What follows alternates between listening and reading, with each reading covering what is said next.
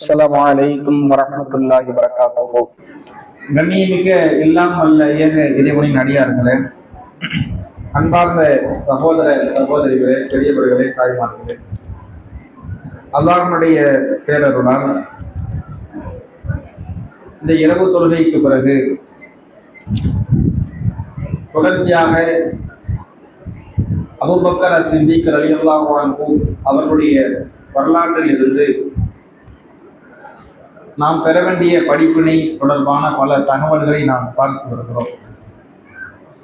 அதில் கடந்த தினம் அபூபக்கர் ரலியல்லாஹு அன்ஹு அவர்கள் நபி ஸல்லல்லாஹு அலைஹி வஸல்லம் அவர்களுக்கு பிறகு ஆட்சியாளராக தேர்வு செய்யப்பட்டார்கள் என்பதை நாம் பார்த்தோம்.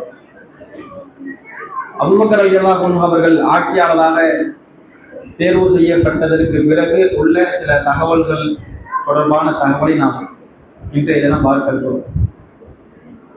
அல்லாஹ்வுடைய தூதர் ஸல்லல்லாஹு அலைஹி வஸல்லம் அவர்கள் தமக்கு பிறகு இன்னார்தான் ஆட்சியாளராக வர வேண்டும் என்பதை பொதுப்படையாக அனைவருக்கும் வெளிப்படுத்தி சொல்லாவிட்டாலும் பல சந்தர்ப்பங்களில் அதை மறைமுகமாக சில தன்மைகளை கொண்டு விளக்கியிருந்தார்கள். அபூபக்கர் ரலியல்லாஹு அன்ஹு அவர்கள் தான் ஆட்சியாளராக வர வேண்டும் என்பதை விளக்கியிருந்தார்கள் என்று நாம் பார்த்தோம்.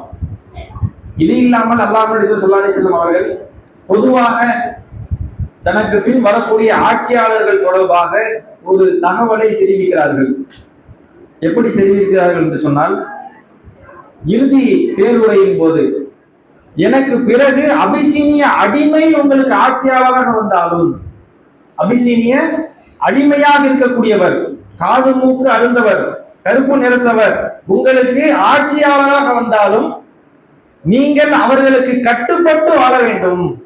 இது அல்லாஹ்வுடைய தூதர் ஸல்லல்லாஹு அலைஹி வஸல்லம் என்ன செய்றாங்கன்னா மக்களுக்கு சொல்லி காட்டுறாங்க. ஏன்னா பிற்காலத்துல பல பிரச்சனைகள் குழப்பங்கள் வரும்.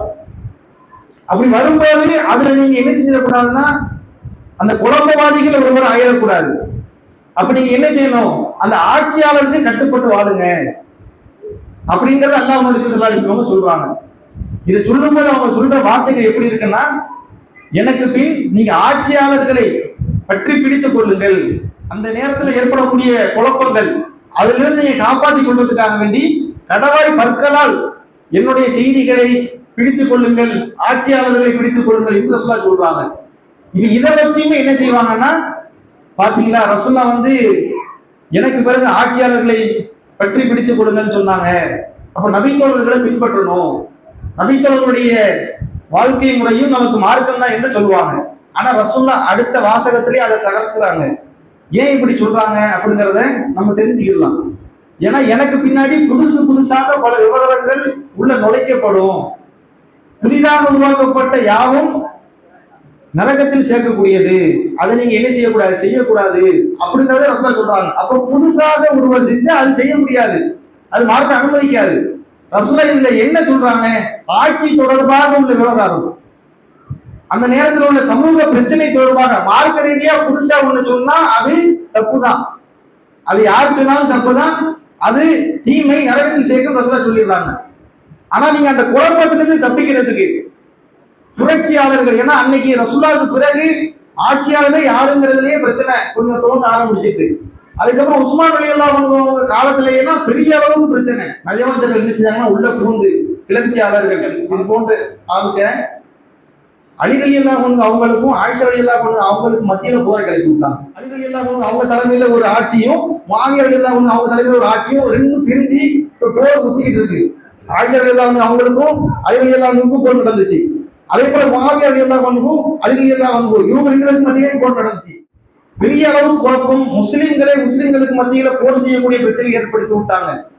நயவஞ்சர்கள் என்ன செஞ்சாங்கன்னா உள்ள புகுந்து இங்கிட்டு இருந்து அங்கிட்டு தாக்குறது, ரெண்டு பேருமே இவன் தான், இவன் ஆளை இங்கிட்டே இருப்பான், இவன் ஆள் அங்கிட்டே இருப்பான், இங்கிட்டு இருந்து அங்கிட்டு அடிக்கிறது, அங்கிட்டு இருந்து அடிக்கிறது. அப்ப பார்த்தா என்ன தெரியும், அலி நமக்கு எதிராக போர் செய்யறாரு, அப்ப இவங்க போருக்கு போவாங்க, அங்கிட்டு ஆயிஷா ரலியல்லாஹு அன்ஹா நமக்கு எதிராக போர் செய்யறாங்க, அப்ப அங்கிட்டு இருந்து வருவாங்க. ரெண்டையும் கிளப்பி விட்டது இவன் தான். ஒரு தலைமையின் கீழ் நீங்க வாங்கங்கிறதுக்கு தான் ரசூலா இந்த செய்தியை சொல்றாங்க. நீங்க புரட்சி செய்யாதீங்க, உங்களுக்கு ஒரு ஆட்சியாளர் இருந்து மார்க்கத்தின் அடிப்படையில் அவர் உங்களை வழி நடத்துறாரு, தொழுகையாளியாக இருக்கிறாரு, பிரச்சனைகள் இருக்கும், ஆனா குர்ஆன் அடிப்படையில் அவர் உங்களுக்கு வழிநடத்தி போறாரா, உங்களோட நீண்டு தொழுகிறாரா, தொழுகையாளியா இருக்கிறாரு, கரெக்டா இபாதத்துல இருக்கு, அப்போ நீங்க அவருக்கு எதிராக கிளர்ச்சி செய்யாதீங்க. இது மார்க்க சொல்ற வழிமுறை. ஆட்சியாளர்களுக்கு எதிராக கிளர்ச்சி செய்யாதீங்க. ஏன்னா அந்த கிளர்ச்சி வந்துச்சுன்னா ஆட்சி அப்படி பிரிஞ்சு இங்கிட்டு ஒரு ஆட்சி அங்கிட்டு ஒரு ஆட்சி, இது கடைசியில் எந்த அளவுக்கு போச்சு தெரியுமா? நபி ஸல்லல்லாஹு அலைஹி வஸல்லம் அவங்களுடைய பேரப்பிள்ளை ஹுசைன் ரலியல்லாஹு அன்ஹு, ரசூலுல்லாஹ்வுடைய பேரப்பிள்ளை, கர்பலா யுத்தம், கர்பலா வரலாறு கேள்விப்பட்டிருக்கீங்களா? அந்த வரலாறு உண்மையிலேயே படிக்கும் போது அதை படிக்கிற யாராக இருந்தாலும் கண்ணீர் சிந்தாம இருக்க மாட்டாங்க, அழுது வந்துடும். சொற்பமான பேர் போறாங்க, போனா கடைசியில் என்ன ஆகுது தெரியுமா? அனைவரும் கொல்லப்படுறாங்க. ரசூலுல்லாஹ்வுடைய வாரிசு ஒரே ஒரு சிறு பிள்ளையை தவிர அனைவரும். இது மாதிரி நிறைய பிரச்சனைகள் அந்த நேரத்துல அந்த சம்பவங்களே பார்க்கும்போது படிக்கும் போதே அந்த நிகழ்வே ஒரு பெரிய அளவுக்கு என்னடா எவ்வளவு பெரிய வளர்ச்சி. ஏன்னா அந்த வளர்ச்சியை நோக்கி போயிட்டு இருந்தா இஸ்லாம் எங்கேயோ போயிருந்திருக்கும்.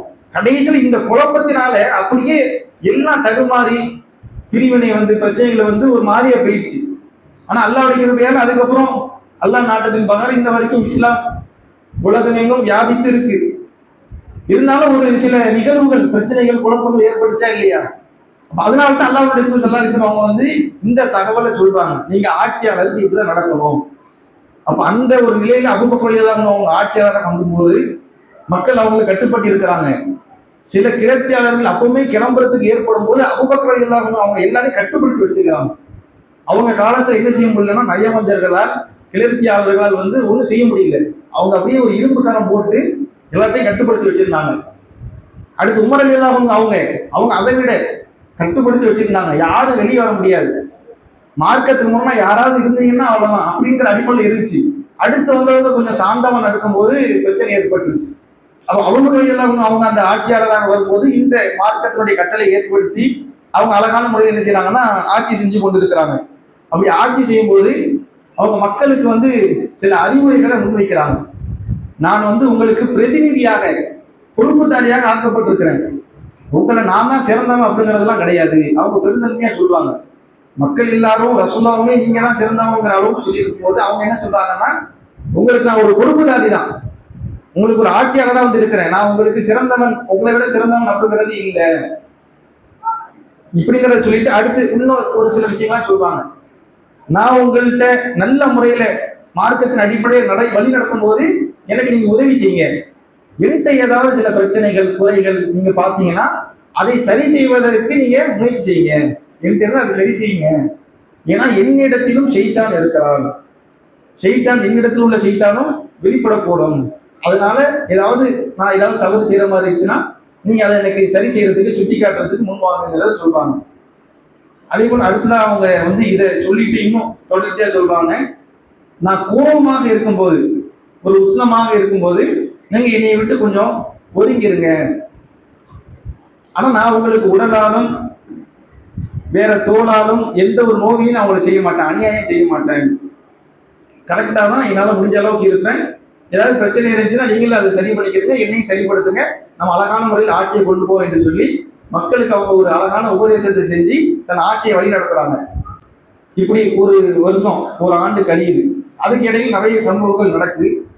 அதுல மிக முக்கியமானது என்னன்னா, நபி ஸல்லல்லாஹு அலைஹி வஸல்லம் அவங்களுடைய சொத்து பிரிப்பு தொடர்பாக, நபி ஸல்லல்லாஹு அலைஹி வஸல்லம் அவங்களுடைய சொத்துல பங்கு கேட்டு நபிகளாருடைய மனைவிமார்களும் சரி, அவங்களுடைய பிள்ளைகள், மருமகன், தம்பி, இவங்க எல்லாரும் என்ன செய்யறாங்கன்னா முறையிடுறாங்க. நபி ஸல்லல்லாஹு அலைஹி வஸல்லம் அவங்களுடைய சொத்துல பங்கு, ஏன்னா சொத்துல பங்கு என்பது அல்லாஹ் சொல்லி காட்டுகிறான்.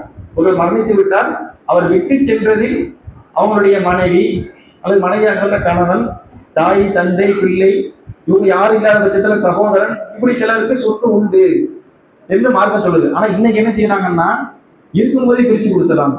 இது மார்க்கம் வழிகாட்டியது கிடையாது. ஒரு மனிதனுடைய சொத்து என்பது மரணத்திற்கு பிறகுதான் பிரிக்கப்படணும். இப்ப என்ன செய்யறாங்க, இவங்களே ஒரு பிளானை போட்டு இதை இந்த வீடை நீ எடுத்துக்க, இந்த வீடை நீ எடுத்துக்க, இந்த நகையை நீ எடுத்துக்க, இவர் மௌத்தா போகும்போது ஒண்ணும் இருக்காது. இது மார்க்கம் சொல்லல. ஒரு ஆளுடைய சொத்து எப்ப பங்கு வைக்கப்படணும், அவர் மௌத்தானதுக்கு பிறகுதான் பங்கு வைக்கப்படணும். அதுக்கு முன்னாடி அன்பளிப்பு என்ற வகையில சிலதை கொடுக்கலாம், எல்லாத்தையும் தூக்கி கொடுத்துக்கிட்டு அப்படி என்ன செய்யக்கூடாதுன்னா செய்யக்கூடாது. அது மார்க்கம் தடை செய்யறது, நமக்கு மார்க்கம் அதை வழிகாட்டல. சொத்து பிரிப்பு என்பது மரணத்திற்கு பிறகுதான் அது நியாயமான முறையில அதன் அடிப்படையில அல்ல நமக்கு வழிகாடி இருக்கு, அப்படி பிரிக்கணும். இப்ப இவங்க என்ன செய்யறாங்கன்னா அந்த அடிப்படையில பிள்ளை என்ற அடிப்படையில மனைவி என்ற அடிப்படையில எங்களுக்கு சொத்துல பங்கு கொடுங்க என்று கேட்கிறாங்க. ரசூல்லா வந்து ஒரு போர்ல வந்த ஒரு நிலம் வச்சிருக்கிறாங்க, அது விட்டு போயிருக்கிறாங்க. அது இல்லாம அவங்களுடைய கோவரி கழுதை, ஆயுதங்கள், இதுதான் சில சொத்து, சில பொருட்கள் இருக்கு. இப்ப அந்த ஒரு நிலம் இருக்குதா இல்லையா, அதுதான் பெரிய சொத்துங்கிற அடிப்படையில் உள்ளது. இப்ப எல்லாரும் என்ன செய்யறாங்கன்னா அதை அபூபக்கர் ரலியல்லாஹு அவங்கள்ட்ட கேட்டு போறாங்க. அப்ப அவங்க என்ன சொல்றாங்கன்னா, நபியினுடைய சொத்துக்கு யாரும் வாரிசாக மாட்டார்கள் என்று நபிகள் சொல்லியிருக்கிறாங்க. நபிமார்கள் ஆகிய எங்கள் சொத்துக்கு யாரும் வாரிசாக முடியாது. அதுல இருந்து சிலது அவங்களுக்கு பங்கு உண்டு, எல்லாத்தையும் யாருக்கும் கொடுக்க முடியாது, அது ரசூலுல்லாஹ் வழிகாட்டல அப்படின்னு சொல்லிடலாம். இதனாலேயே ஃபாத்திமா ரலியல்லாஹு அன்ஹா அவங்களுக்கும் அபூபக்கர் ரலியல்லாஹு அன்ஹு அவங்களுக்கும் பிரச்சனை, அலி ரலியல்லாஹு அன்ஹு அவங்களுக்கும் பிரச்சனை, அப்பாஸ் ரலியல்லாஹு அன்ஹு அவங்களுக்கும் பிரச்சனை, நபி ஸல்லல்லாஹு அலைஹி வஸல்லம் அவங்களுடைய மற்ற மனைவிமார்களுக்கும் பிரச்சனை. ஏன்னா இவங்க ஏன் கொடுக்க மாட்டேங்கிறாங்க, எங்க சொத்தை ஏன் கொடுக்க மாட்டேங்கிறாங்க என்று கேட்கிறாங்க. ஆனா அவங்க என்ன சொல்றாங்கன்னா, உங்க சொத்தை கொடுக்க மாட்டேங்கிறேன் இல்ல, ரசூலுல்லாஹ் இப்படிதான் சொல்லிட்டு இருக்கிறாங்க, அதனால அது வந்து நம்ம கொடுக்க முடியாது, அதுல இருந்து சில பங்கு உங்களுக்கு வரும், எல்லாமே வராது என்று சொல்றாங்க. எந்த அளவுக்கு இந்த விஷயம் போகுதுன்னா, ஆயிஷா ரலியல்லாஹு அன்ஹா அவங்க அபூபக்கர் ரலியல்லாஹு அன்ஹு அவங்களுடைய மகள். அப்ப அவங்க வந்து பெரிய அளவுக்கு இதுல வந்து ஈடுபாடு இருக்க மாட்டாங்க. மற்ற மனைவிமார்கள் இருப்பாங்களா இல்லையா, அவங்க எல்லாம் உஸ்மான் ரலியல்லாஹு அன்ஹு அவங்கள்ட்ட சொல்லி நீங்க போய் பேசுங்க, இதை பத்தி கேளுங்க. அப்ப ஆயிஷா ரலியல்லாஹு தடுக்கிறாங்க. ரசூலுல்லாஹ் இப்படி சொல்லியிருக்காங்கல்ல, இப்படி சொல்லியிருக்கும் போது நீங்க எப்படி கேட்பீங்க, ரசூலுல்லாஹ் சொன்னதுக்கு அப்புறம் நீங்க எப்படி சொத்துல பங்கு கேட்பீங்க, அது உங்களுக்கு கிடைக்காது, அது வாங்கக்கூடாது, தப்பு என்று சொல்லி மனைவிமார்கள் எல்லாம் தடுத்துடுறாங்க. மனைவிமார்கள் இருக்காங்களோ அவங்களெல்லாம் தடுத்துட்டு அவங்க அதுக்கப்புறம் கேட்கல. ஆனா பிள்ளைகள், தம்பிமார்கள், அலி ரலியல்லாஹு அன்ஹு, அப்பாஸ் ரலியல்லாஹு அன்ஹு அவங்கலாம் இது எப்போ வரைக்கும் நடக்குதுன்னா, உமர் ரலியல்லாஹு அன்ஹு ஆட்சிக்கு வந்தது வரைக்கும் இந்த கேள்வி இருந்துகிட்டே இருக்கு. அதுல எங்களுக்கு பங்கு இல்லையா என்று சொல்லி கேள்வி வந்து கொண்டே இருக்கு. இதனாலேயே அபூபக்கர் ரலியல்லாஹு அன்ஹு அவங்களும் ஃபாத்திமா ரலியல்லாஹு அன்ஹா அவங்களும் பேசாமல் இருக்கிறாங்க ஒரு 6 மாதம் அளவுக்கு. அதுக்கப்புறம் அவங்க மூத்தாயிடுறாங்க.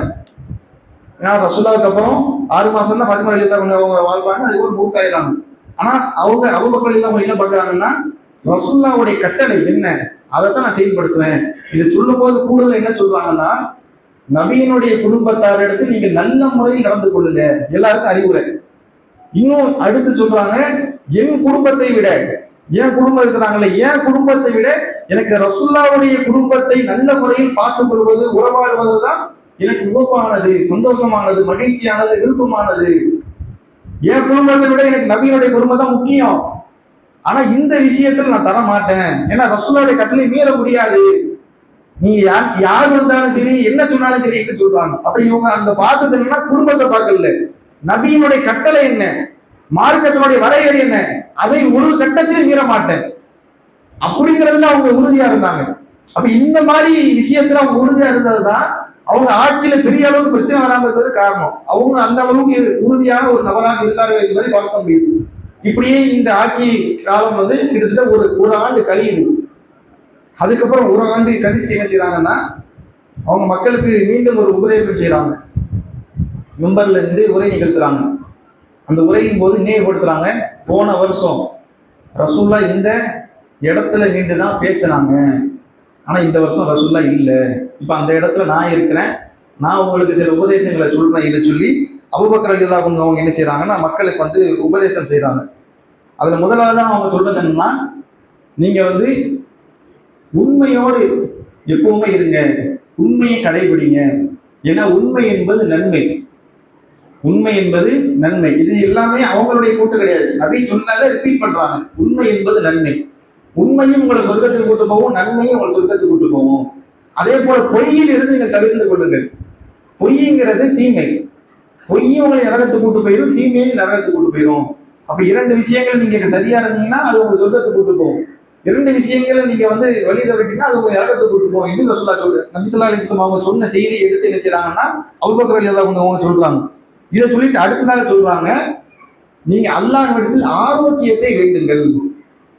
ஏனென்று சொன்னால் ஒரு இறை நம்பிக்கையாளருக்கு இந்த ஏகத்துவம் இருக்கா இல்லையா, இதற்கு அடுத்து ஒரு சிறந்த விஷயம் என்று சொன்னால் அது ஆரோக்கியம் தான்.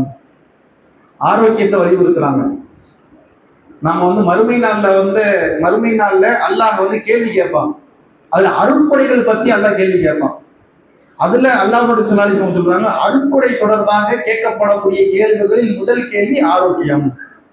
அமல்கள் தொடர்பான கேள்வியில முதல் கேள்வி என்ன? தொழுகை. அந்த மாதிரி அருட்கொடை என்று இருக்கா இல்லையா, அல்லாஹ்வுடைய அருள், செல்வம், பிள்ளை, உடல் உறுப்புகள், வானம், பூமி, இதெல்லாம் இப்படி உள்ள அந்த அருட்கொடைகள்ல முதல் கேள்வியாக கேட்கப்படுவது ஆரோக்கியம். அந்த அளவுக்கு மிக முக்கியமான, ஏன்னா இது இருக்கிறதுனாலதான் எல்லாமே செய்ய முடியுது. அப்ப அல்லாஹ்வுடைய ஸல்லல்லாஹு அலைஹி வஸல்லம் அவங்க அதை நமக்கு வழிகாட்டுறாங்க. அதன் அடிப்படையில் அபூபக்கர் ரலியல்லாஹு அன்ஹு என்ன சொல்றாங்கன்னா, நீங்கள் ஆரோக்கியத்தை அல்லாஹ்விடத்தில் கேளுங்க. ஏன்னா ஆரோக்கியம் என்பது இறை நம்பிக்கைக்கு அடுத்த ஒரு மிக முக்கியமான அல்லாஹ்வுடைய ஒரு பேரருள் அப்படிங்கிறத வலியுறுத்துறாங்க. இதை சொல்லிட்டு அடுத்து மிக முக்கியமான விஷயத்தை சொல்றாங்க. என்ன சொல்றாங்கன்னா, ஒருவருக்கொருவர் பொறாமை கொள்ளாதீர்கள், ஒருவருக்கொருவர் பொறாமை கொள்ளாதீர்கள், ஒருவருக்கொருவர் கோபம் கொள்ளாதீர்கள், ஒருவருக்கொருவர் பகைமை கொள்ளாதீர்கள், ஒருவருக்கொருவர் முகம் திருப்பி கொண்டு செல்லுதல் செய்யாதீங்க. இதுல சொல்றது என்னன்னா, பொறாமை இருக்கக்கூடாது, கோபம் இருக்கக்கூடாது, சண்டை இருக்கக்கூடாது, சிச்சரவு இருக்கக்கூடாது. நீங்க எல்லாருமே சகோதரர்கள், நீங்க எல்லாருமே இஸ்லாமியர்கள், இறை நம்பிக்கையாளர்கள், சகோதரர்கள். நீங்க என்ன செய்ய வேண்டாம்னா, ஒருவருக்கொருவர் பகைத்துக் கொண்டு, சண்டை போட்டுக் கொண்டு, பொறாமைப்பட்டுக் கொண்டு இருக்காதீங்க. நீங்க எல்லாரும் சகோதரர்களாக மாறிவிடுங்கள் என்று சொல்லி அல்லாஹ்வுடைய ஸல்லல்லாஹு அலைஹி வஸல்லம் எதை சொன்னாங்களோ அதையே மக்களுக்கு அவங்க இந்த நேரத்தில் சொல்றதை பார்க்க முடியுது. அப்ப அந்த அளவுக்கு நபியினுடைய அந்த ஆட்சியை அச்சு பிசங்காமல் கொண்டு வர வேண்டும் என்று சொல்லி இந்த உபதேசங்களை எல்லாம் அவங்க சொல்றாங்க என்பதை நாம் பார்க்கிறோம். இந்த செய்திகளை நம்முடைய வாழ்க்கையில் நாம் முடிந்த அளவுக்கு கடைபிடித்து வாழும் பட்சத்தில் நமக்கு மறுமையில் கண்டிப்பாக இது பெரிய அளவுக்கு நன்மை பயக்கும். அப்ப இந்த அடிப்படையில் நம் வாழ்வை நாம் அமைத்துக் கொள்வோம். அபூபக்கர் ரலியல்லாஹு அன்ஹு அவங்க சொன்ன அந்த உபதேசம், ஒருவருக்கொருவர் கோபம் கொள்ளாதீர்கள், பொறாமை கொள்ளாதீர்கள், சச்சரவு கொள்ளாதீர்கள், மூஞ்சியை திருப்பிக் கொண்டு செல்லாதீர்கள் என்று சொன்னது. அதே போல ஆரோக்கியத்தை நீங்கள் அதிகமாக வேண்டுங்கள், பொய்யை விட்டு தவிர்த்து கொள்ளுங்கள், உண்மையின் அடிப்படையில் செயல்படுங்கள். இதை நாம் நம் வாழ்வில் செயல்படுத்தி நடக்கும் போது இன்ஷா அல்லாஹ் அது நமக்கு நன்மையாக இருக்கும் என்பதை நாம் இந்த இடத்தில் உங்களுக்கு கூறி இந்த உரையை முடித்துக் கொள்கிறேன். அஸ்ஸலாமு அலைக்கும் வரஹ்மத்துல்லாஹி வபரகாத்துஹு.